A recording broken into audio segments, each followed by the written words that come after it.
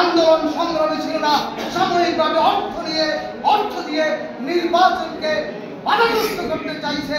তাই 23 তারিখের পর থেকে 10টি ইউনিয়ন, 1টি পৌরসভা, রামগঞ্জের 152টি গ্রামের মধ্যে আমরা প্রতিরোধ করে তুলব।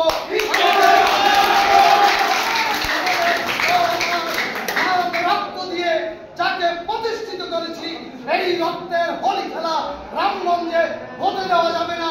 আমরা কারো কিনা গোলাম নয়। আমি যদি বলি আমার বাবা এমপি, আর আপনি যদি বলেন আপনি বঙ্গবন্ধুর আদর্শের একজন কর্মী, কোনটা বড় আমি জানতে চাই?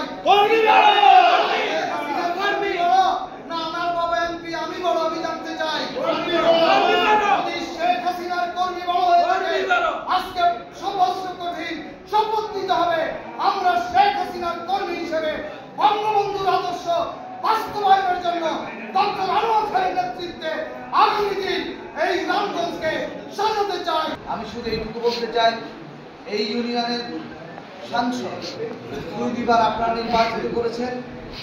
আগামী আসছে যে উপজেলা পরিষদ স্থানীয় নির্বাচন 21শে মে অনুষ্ঠিত হতে যাচ্ছে, সেই নির্বাচনের সার্কিট হাউসে 11 সহ আমরা 6 জন প্রার্থী ছিলাম।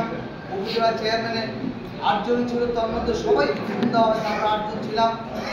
এবং ইউনিয়ন পরিষদের 7 জন চেয়ারম্যান ছিল, পৌরসভার প্রায় 6-7 জন কাউন্সিলর উপস্থিত ছিল, উপজেলা আওয়ামী লীগের বেশিরভাগ নেতৃবৃন্দ, পৌর আওয়ামী লীগের মেজরিটি% নেতৃবৃন্দ ছিল, সহযোগী সংগঠন আওয়ামী লীগ, যুবলীগ, ছাত্রলীগ সহ প্রত্যেকটি সংগঠনের নেতৃবৃন্দ ছিল।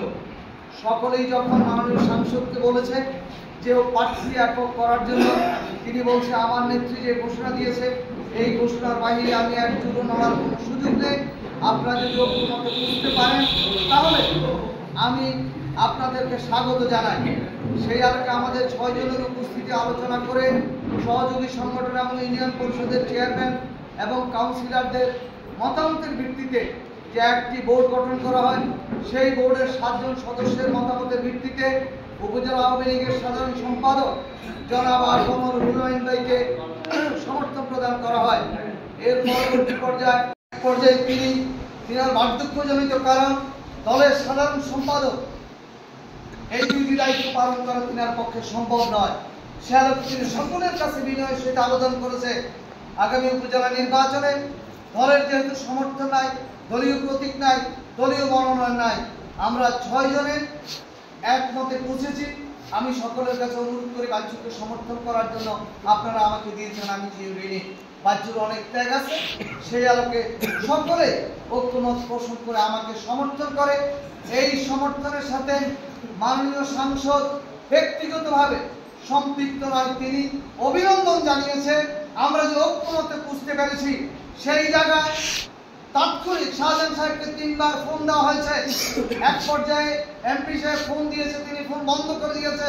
সেই বৈঠকে উপজেলা আওয়ামী লীগের সভাপতিকে আহ্বান করেছে, তিনি টাইম দিয়েছে 8টা বাজে আসার জন্য। এই 8টা বাজে সভাপতির অনুমতিক্রমে মাননীয় সাংসদ সেখানে তারিখ নির্ধারণ করে সময়টা নির্ধারণ করেছে।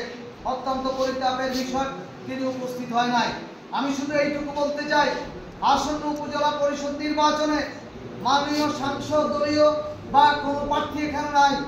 আমি মনে করি দলকে ঐক্যবদ্ধ করার জন্য নিপীড়িত, নির্যাতিত, অবহেলিত যে সমস্ত নেতাকর্মী বিগত দিন মাননীয় সংসদ 5 বছর এমপি ছিল, তিনি যেটুকু বুঝতে পারে নাই, আজকে তিনি উপলব্ধি করতে পেরেছে।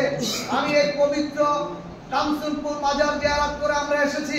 উপস্থিত নেতৃবৃন্দ কথা দিলাম, বেওয়ালা ভাই এখানে আছে, আমাদের 3 নং ভাদুর ইউনিয়ন পরিষদের চেয়ারম্যান আছে, ছাত্রলীগ নেতৃবৃন্দ আছে।